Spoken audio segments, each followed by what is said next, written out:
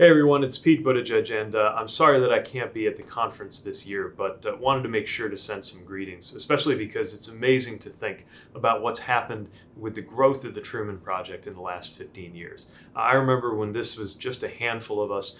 as Rachel and Matt built out a network of people committed to a different vision of national security and foreign policy in our party. And it's amazing to see how those early conversations from when we were all licking our wounds after the 2004 election have turned into an extraordinary, sustaining, and important and powerful organization of people supporting each other, building community, and of course advancing the values that make us Democrats in foreign policy. I've also had the pleasure of serving on the advisory board for many years at the invitation of Doug Wilson, alongside luminaries in foreign policy and security like Secretary Albright and Secretary Panetta. And I continue to be proud to have been associated with the Truman Project and all of the work that you're doing.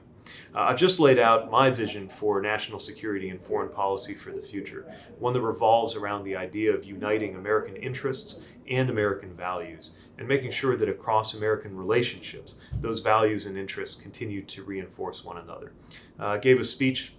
at Indiana University, at the center named for Lee Hamilton and Dick Lugar, talking about the pillars of a foreign policy for the future, one that involves putting those values at the core of our work, but also finding a way to raise the bar on the circumstances for deploying American troops abroad,